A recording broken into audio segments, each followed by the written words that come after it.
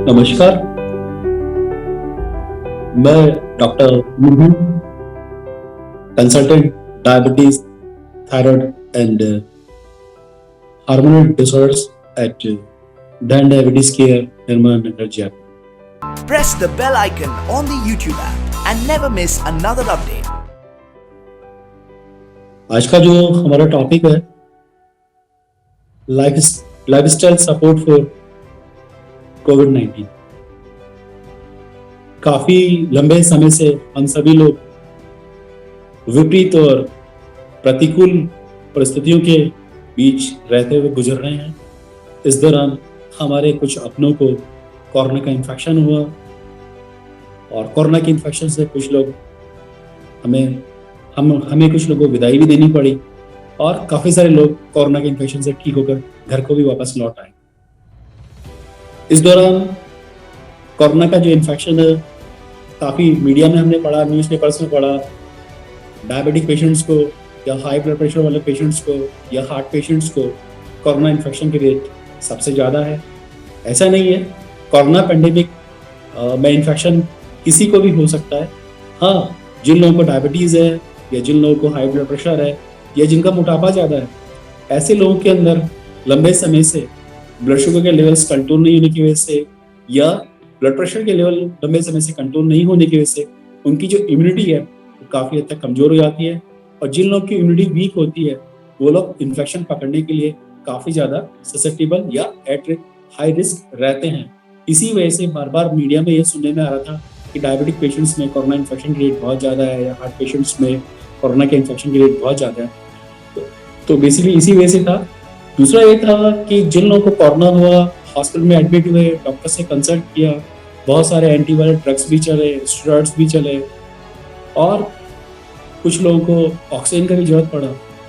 ये सब तो बेसिकली मेडिकल पार्ट था, लेकिन इसके लिए इम्पॉर्टेंट पार्ट है कि कोरोना इन्फेक्शन से जब वो लोग उनकी तबीयत बिल्कुल ठीक हो गई, घर को लौट आए, डिस्चार्ज हो गए, अस्पताल से छुट्टी हो गई, उसके बाद में इम्पॉर्टेंट पार्ट है कि पोस्ट कोविड उन्हें क्या करना है। क्योंकि ऐसा तो है नहीं कि कोरोना का इन्फेक्शन एक बार हो गया तो दोबारा नहीं हो सकता है। कोरोना का इन्फेक्शन सेकंड टाइम भी हो सकता है, थर्ड टाइम भी हो सकता है। दूसरा, जिन लोगों को कोरोना हुआ, अस्पताल से डिस्चार्ज हुए, मल्टीपल मेडिकेशंस के ऊपर थे, उनको पोस्ट कोविड बहुत सारी समस्याओं का सामना करना पड़ा है, जिनमें से कुछ लोगों को तो anxiety factor, fear factor, stress factor, या काफी सारे लोग डिप्रेशन में चले गए, या काफी सारे लोगों को मानसिक विकार हो गए कोरोना का इन्फेक्शन होने के बाद, या कई सारे लोग जिनको कोरोना के इन्फेक्शन से पहले बिल्कुल भी डायबिटीज नहीं था, लेकिन कोरोना के इन्फेक्शन के बाद काफी सारे लोग डायबिटिक पॉपुलेशन में भी कन्वर्ट हो गए, यानी कि कोरोना होने के बाद काफी सारे लोगों को भी हो गया। उसके साथ साथ कई सारी एंटीवायरल ड्रग्स के यूसेज के बाद पेशेंट्स को muscle weakness, muscle pain, body एक, जनरलाइज बॉडी वीकनेस, न जाने कितने सारे सिम्टम्स का सामना करना पड़ रहा है। कुछ लोगों को तो ये है कोरोना के इन्फेक्शन से पहले वो लोग नॉर्मल वॉक या नॉर्मल एक्सरसाइज कर लिया करते थे, लेकिन कोरोना के इन्फेक्शन के बाद वो थोड़ी सी एक्सरसाइज करते हैं तो उन्हें शॉर्टनेस ऑफ ब्रेथ होता है, उनकी सांस फूलने लग जाती है या उनकी जो वर्किंग कैपेसिटी है वो पहले से काफ़ी कम हो गई है। तो बेसिकली ये सारे के सारे जो सिम्टम्स है ये पोस्ट कोविड सिम्टम्स है, ये पोस्ट कोरोना के सिम्टम्स है, जिसकी वजह से कई सारे लोगों को बहुत सारी समस्याओं का सामना करना पड़ रहा है। कई बार ऐसे लगता है कि इन्फेक्शन की वजह से हो सकता है ये ऐसे ही मजाक कर रहे हो, ऐसा नहीं है। कोरोना के इन्फेक्शन से बहुत सारे लोगों को वीकनेस हुआ है, जनरलाइज बॉडी वीकनेस हुआ है, या उन्हें थकान का अनुभव होता है, या उनका थोड़ा सा चलने में सांस फूलने लगता है, या कई सारे लोगों को मानसिक रोग भी हो गया है, या कई सारे लोगों को एपिलेप्टिक सीजर्स भी आए हैं, ऐसे स्ट्रोक की रिस्क भी बढ़ी है, प्लस कार्डियक पेशेंट्स की संख्या में भी काफी हद तक बढ़ोतरी हुई है। तो बेसिकली इम्पॉर्टेंट पार्ट क्या है कि कोरोना का ट्रीटमेंट तो सभी डॉक्टर्स ने किया, लेकिन what about post Covid management, because ये सबसे इम्पोर्टेंट पार्ट है। घर आने के बाद हमें अपने आप को किस तरह से संतुलन में रखना है, किस तरह की डाइट लेनी है, किस तरह का एक्सरसाइज करना है, कितना समय में सोना है, ये सबसे इम्पोर्टेंट पार्ट है। तो बेसिकली सबसे इम्पोर्टेंट पार्ट है तो for prevention of this pandemic is essentially based on the 4 pillars of lifestyle, because किसी भी बीमारी से जो लड़ने की जो हमारी क्षमता होती है वो बेसिकली हमारे इम्यून पावर की या हमारी इम्यूनिटी की होती है। तो हमारी जो इम्यूनिटी है, हमारी जो रोग प्रतिरोधक क्षमता है वो बेसिकली हमारी लाइफस्टाइल के ऊपर डिपेंड करता है, और लाइफस्टाइल जो है बेसिकली 4 पिलर्स के ऊपर डिपेंड करती है। उनमें सबसे इम्पोर्टेंट है हमारा बैलेंस न्यूट्रिशन, यानी कि हमारा संतुलित आहार। दूसरा है एडिक्वेट एक्सरसाइज, तीसरा है क्वालिटी ऑफ स्लीप, एंड चौथा है इमोशनल डिटॉक्स। सबसे इम्पोर्टेंट बात अगर मैं करूं, इस इस प्रतिकूल या इस विपरीत परिस्थिति में हमारा जो न्यूट्रिशन है, बैलेंस न्यूट्रिशन, यानी कि हमारा जो न्यूट्रिशन है संतुलित आहार होना चाहिए। बिकॉज कुछ लोगों ने लॉकडाउन के दौरान यूट्यूब के माध्यम से या और भी गूगल के माध्यम से तरह तरह के घरों पर व्यंजन बनाए, तो कई सारे लोगों की डाइट काफी ज्यादा बढ़ी, एक्सरसाइज लेवल ऑलमोस्ट 0 हो गया, जिसकी वजह से पेट जो है सीमा रेखा से बिल्कुल बाहर निकल आया। तो बेसिकली इंपॉर्टेंट पार्ट है, हमें अपनी जीभ के स्वाद को मेंटेन रखते हुए अपनी डाइट को भी कंट्रोल करना है, बैलेंस संतुलित आहार लेना है, ताकि हमारा वजन नॉर्मल रेंज में रहे और हमारा जो पेट है सीमा रेखा के अंदर रहे, सीमा रेखा से बिल्कुल बाहर नहीं। तो बैलेंस न्यूट्रिशन जो है, संतुलित आहार जो है, तो बेसिकली इम्यूनिटी के अंदर बहुत बड़ा उसका रोल है। तो अब पोस्ट कोविड हमें करना क्या है? हमने एंटीवायरल ड्रग्स अस्पताल में ली, फेविफ्लू भी ली, रेमडेसिविर हमें इंजेक्ट किए गए, लेकिन घर आने के बाद में हमें कौन सी दवाई का प्रयोग करना चाहिए? तो सबसे बड़ा जो मेडिकल स्टोर है हमारे घर के अंदर, वो हमारा रसोई घर है। रसोई घर से बड़ा कोई मेडिकल स्टोर नहीं होता। रसोई के अंदर ऑलमोस्ट सभी तरह की दवाइयाँ विद्यमान है, उनमें एंटीवायरल फूड्स भी अवेलेबल है। तो antiviral foods basically antiviral foods में क्या क्या आते हैं? गार्लिक यानी कि लहसुन, उसके अलावा जिंजर यानी कि अदरक, उसके अलावा हल्दी, उसके अलावा नारियल तेल, उसके अलावा ग्रेप्स, इन सब के अंदर एंटीवायरल प्रॉपर्टी होती है और ये वायरस की ग्रोथ को काफी हद तक कम कर देते हैं और हमें कोरोना के इन्फेक्शन से फाइटिंग में हमें काफी हद तक मदद करते हैं। दूसरा है एंटीवायरल हर्ब्स। एंटीवायरल जो हर्ब्स है, ऑर्गेनो है, तुलसी है या मुलेठी है, ये सारी की सारी जो है एंटीवायरल हर्ब्स है और ये हमें कोरोना के अगेंस्ट हमारी बॉडी की इम्यूनिटी को मजबूत करती है, जिससे हम इन्फेक्शन से इजीली फाइट कर सकते हैं। उसके अलावा vitamin B complex, vitamin B complex almost हमारे जितने भी अनाज है, सीरियल्स है, उन सभी में मौजूद रहते हैं। उसके अलावा आता है विटामिन सी। बार बार हम लोग डेली न्यूज में पढ़ रहे थे, न्यूज़पेपर में पढ़ रहे थे, मीडियाज में देख रहे थे, न्यूज चैनल्स पे देख रहे थे कि विटामिन सी का कोरोना में काफी बड़ा रोल है। तो विटामिन सी के लिए हम लोग बार बार मार्केट में लिमसी टैबलेट्स के भाग रहे थे, उसके लिए हमें कहीं भी जाने की जरूरत नहीं है। विटामिन सी हमारे घर में, हमारे किचन में मौजूद है। विटामिन सी सबसे ज्यादा आंवले में होता है। वर्तमान में जो सीजन है आंवले का सीजन है।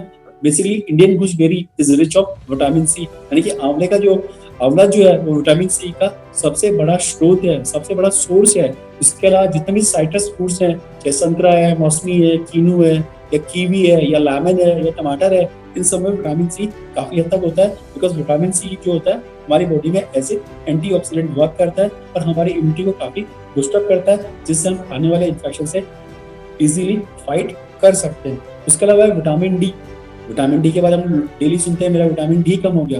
विटामिन डी जो कम होने का जो मुख्य रीजन है कि आज की तारीख में हम लोग सभी लोग छायादार स्थानों पर रहते हैं, शेडेड एरियाज में रहते हैं और हमारा सनलाइट से एक्सपोजर ऑलमोस्ट खत्म हो गया है।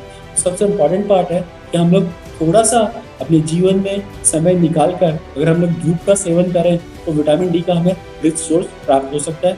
सुबह के समय 9 से 10 बजे के बीच 10 से 15 मिनट धूप में टहल सकते हैं, सैर कर सकते हैं, या फिर इवनिंग के अंदर 3 से 4 10 से 15 मिनट हम लोग टहल सकते हैं, सैर कर सकते हैं, जिससे हमें विटामिन सी काफी प्रचुर मात्रा, विटामिन डी काफी प्रचुर मात्रा में प्राप्त होता है। उसके अलावा मिनरल्स, जैसे हम लोग डेली सुन रहे हैं जिंक का कोरोना में बहुत बड़ा रोल है, इसी वजह से सभी लोग जिंक को भी खा रहे थे। लेकिन कुछ लोगों को जिंक खाने की वजह से गैस्ट्राइटिस, नोसिया, वॉमिटिंग भी काफी हुआ।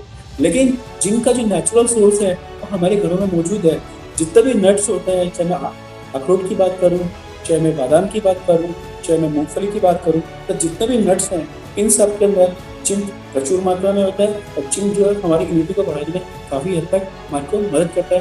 और आज की तारीख में कई सारे लोग सीड्स भी खाते हैं, जैसे पंपकिन सीड्स खाते हैं, तो पंपकिन सीड्स के अंदर भी काफी ज्यादा जिंक होता है। उसके अलावा तिल में काफी ज्यादा जिंक होता है। उसके अलावा जो हमारा चिकपीस है यानी कि काबुली चना है, उसके अंदर भी काफी मात्रा में जिंक होता है। उसके अलावा सीसम सीड्स यानी कि तिल में भी जिंक बहुत प्रचुर मात्रा में होता है। यानी मैं ये कहना चाहता हूँ कि जितनी भी औषधियां हैं वो हमारे किचन में मौजूद है, बस हमें थोड़ा सा उनके बारे में जानने की आवश्यकता है। उसके अलावा सेलेनियम भी एंटीऑक्सीडेंट होता है और ये हमारे खाने में बहुत ज्यादा मौजूद रहता है। वेजिटेरियन फूड में भी रहता है और नॉन वेज फूड में भी रहता है। वेजिटेरियन फूड में अगर मैं बात करूं तो सनफ्लावर सीड्स के अंदर सेलेनियम काफी होता है।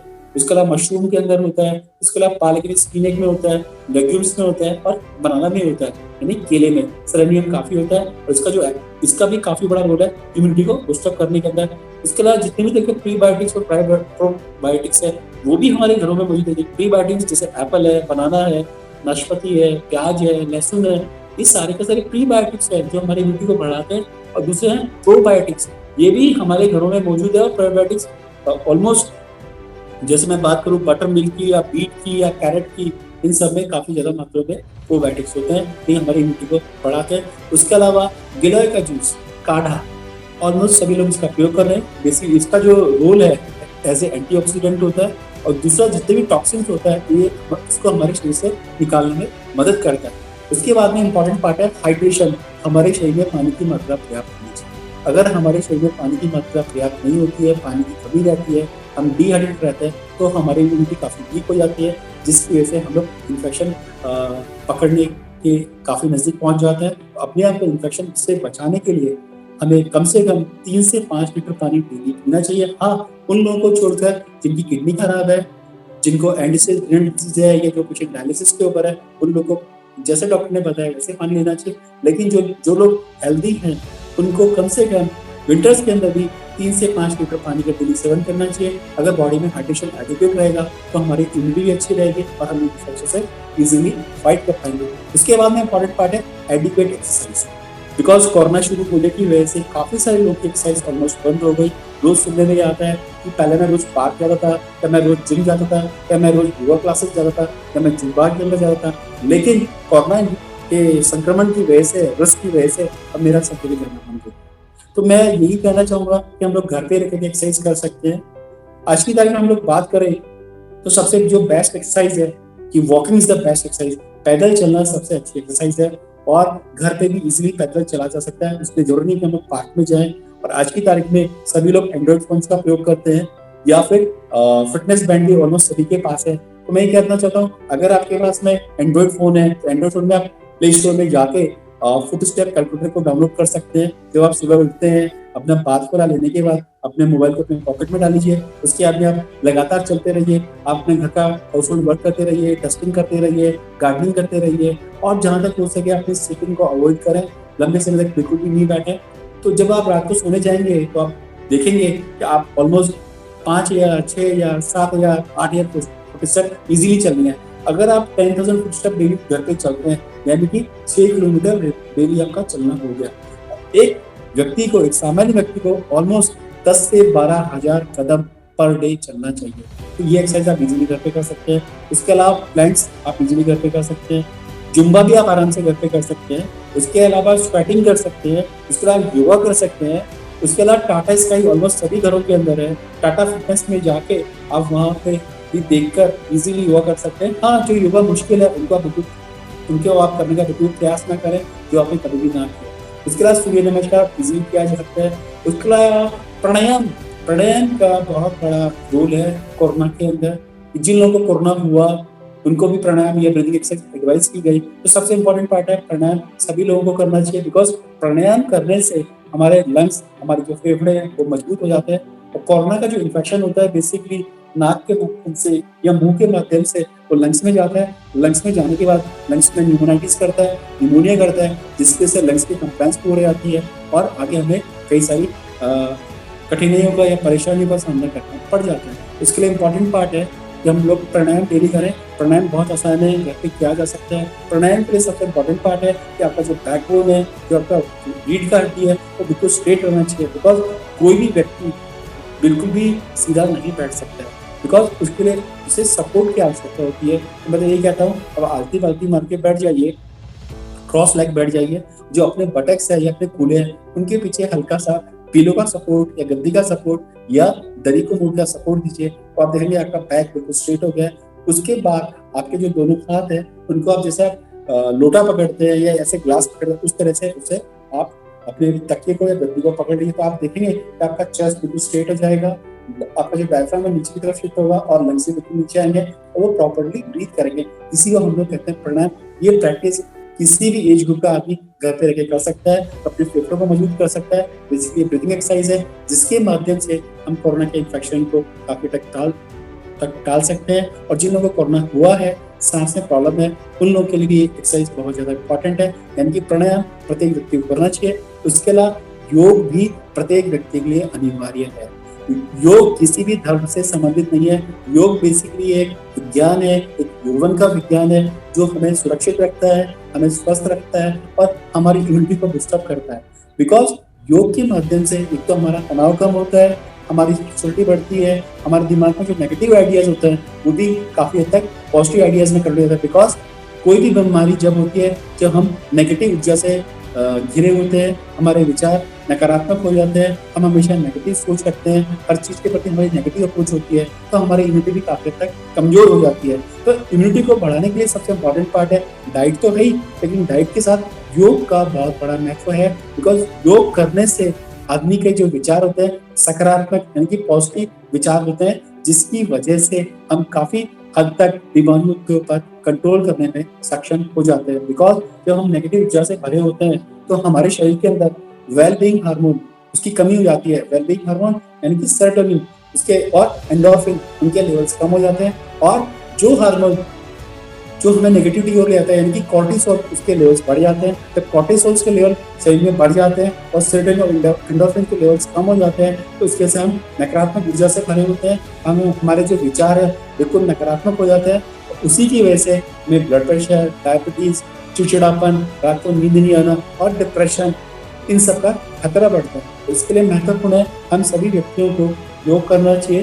योग करने से वेलबींग हार्मोन बढ़ता है। वेलबींग हार्मोन यानी कि सेरोटोनिन और कैटेकोलिन्स के लेवल्स बढ़ते हैं, जिससे हमारे जो आइडियाज है पॉजिटिव आइडियाज होते हैं और हमारी इम्यूनिटी भी बूस्टअप होती है। ये प्रत्येक व्यक्ति के लिए आवश्यक है और इजीली किया जा सकता है।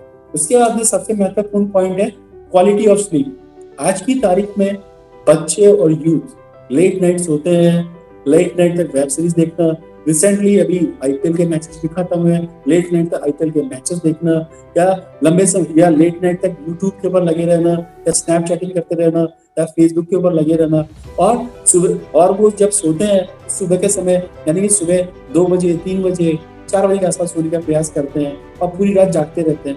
तो बेसिकली इन सब की वजह से हमारी जो इम्यूनिटी है काफी हद तक गिर जाती है, जिसकी वजह से हमें इन्फेक्शन का खतरा भी रहता है। तो सबसे इम्पोर्टेंट पार्ट है क्वालिटी ऑफ स्लीप। कम से कम हर व्यक्ति को 8 से 10 घंटा डेली सोना चाहिए, और सोने से 1 या 1.5 घंटे पहले हमें अपने गैजेट्स को अपने आप से दूर रख देना चाहिए, इन्हें बिल्कुल भी नहीं छूना चाहिए, चाहे वो आपका मोबाइल फोन हो, चाहे वो आपके टैब्स हो, चाहे वो प्ले स्टेशन हो या आपके PS4 हो। बिकॉज ये सबसे इम्पोर्टेंट पार्ट है क्वालिटी ऑफ स्लीप, क्योंकि अगर आपकी स्लीप अच्छी रहेगी तो आपके आइडियाज अच्छे रहेंगे और आपकी इम्यूनिटी बूस्टअप होगी। और लास्ट में सबसे इम्पोर्टेंट है इमोशनल डिटॉक्स। बिकॉज आज की तारीख में जिसे देखो जहां देखो हर व्यक्ति तनाव के अंदर है।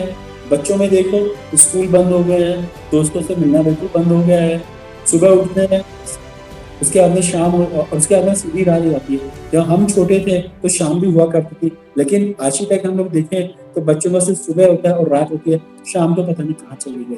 बिकॉज आज की क्योंकि बच्चे जब से घर पर है, ऑनलाइन क्लासेज है, प्लस कॉम्पिटिटिव स्ट्रेस बच्चों में बहुत ज्यादा बढ़ा है, चाहे वो नीट की तैयारी हो, चाहे IT, चाहे जेईई मेंस की तैयारी हो, जिसकी वजह से बच्चों में लगातार तनाव बढ़ता जा रहा है। यूथ के अंदर भी कॉम्पिटिटिव स्ट्रेस बढ़ता जा रहा है, चाहे वो RGS के एग्जाम हो, चाहे IAS के एग्जाम हो, चाहे RAS के एग्जाम हो, या किसी भी तरह के एग्जाम्स हो, तो यूथ में भी बहुत ज्यादा स्ट्रेस बढ़ा है बिकॉज ऑफ कॉम्पिटिशन।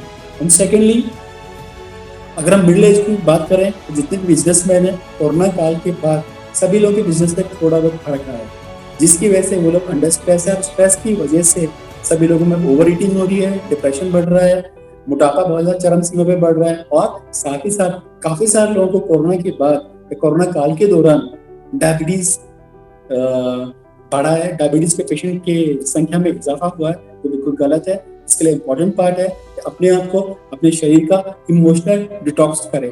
और उसके अलावा जो एल्डरली लोग हैं जिनकी एज 65 के ऊपर है या 75 के ऊपर है, उन लोगों के अंदर इनसिक्योरिटीज बढ़ी है कि मेरा आगे क्या होगा, तो मैं यही बात कहना चाहता हूँ कि इमोशनल डिटॉक्स प्रत्येक व्यक्ति के लिए आवश्यक है, चाहे वो छोटा बच्चा हो, चाहे वो यूथ हो, चाहे वो एल्डरली हो, सभी के लिए इमोशनल डिटॉक्स है। तो इमोशनल डिटॉक्स हम लोग कैसे कर सकते हैं? इमोशनल डिटॉक्स पे एक तो आप रेगुलर एक्सरसाइज करें, योग करें, और सबसे महत्वपूर्ण चीज है कि मेडिटेशन करें, because meditation is the best way to avoid emotional disturbances. Because meditation करने का सबसे अच्छा तरीका, पुराने काल में सभी लोग चैंटिंग करते थे, माला करते थे, और माला करने से बेसिकली उनका ध्यान डाइवर्ट होता था और वो एक जगह अपने आप को फोकस करते थे, जिसकी वजह से हमारा स्ट्रेस लेवल काफी कम हो जाता है और वेलबींग हार्मोनी हमारा बढ़ जाता है।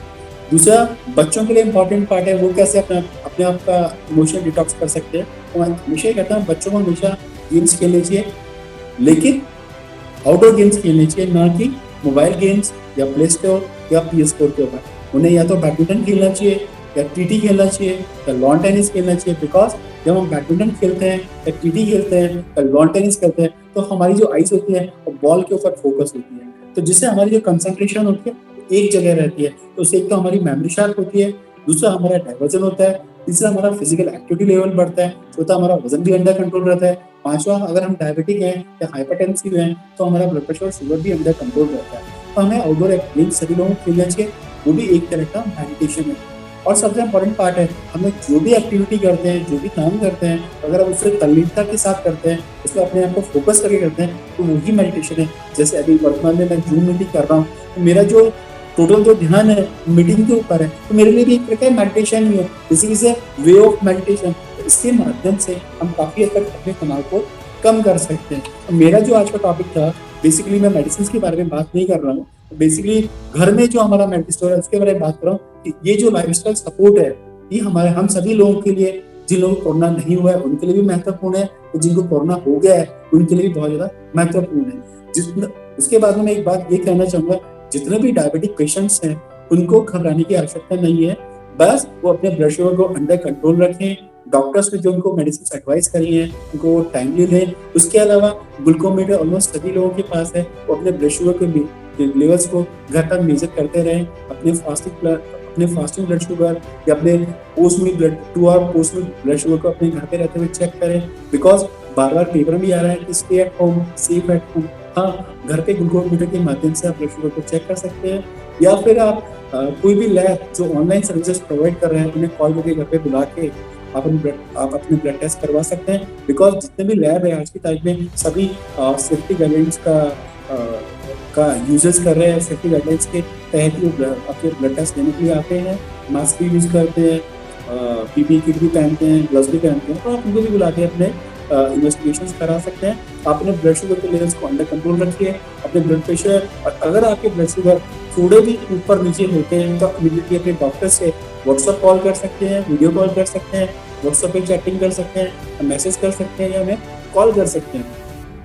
और तीसरा है कि आप घर पे एक टाइम है और अपनी मेडिसिन को टाइम पे लें, और अपने मेडिसिन को लेने में कोई भी भूल चूक ना करें। काफी सारे लोग क्या है, जब घरों पर एक्सरसाइज नहीं कर रहे हैं, कहते हैं मेरा शुगर अंडर कंट्रोल है, और कई बार अपनी मेडिसिन को या तो लेते नहीं है या उसमें कोई मेडिसिन को बंद कर देते हैं। कई बार ब्लड शुगर के लेवल्स बहुत ज़्यादा बढ़ जाते हैं, तो वो कई बार कंडीशन में पैनिक भी हो जाते हैं। तो इम्पोर्टेंट पार्ट है अपनी मेडिसिन को आप बिल्कुल लें, टाइम पे लें, समय पे लें, अपने ब्लड शुगर के लेवल्स को आप मेजर करते रहें, पानी का भरपूर मात्रा में प्रयोग करें, और घर पे टहलें, नियमित रूप से व्यायाम करें और योग करें। बस इन्हीं सब बातों के साथ धन्यवाद। अगर आपको कोई भी सवाल जवाब हो तो आप चैट बॉक्स में लिख सकते हैं और मुझसे पूछ सकते हैं। बस थैंक यू।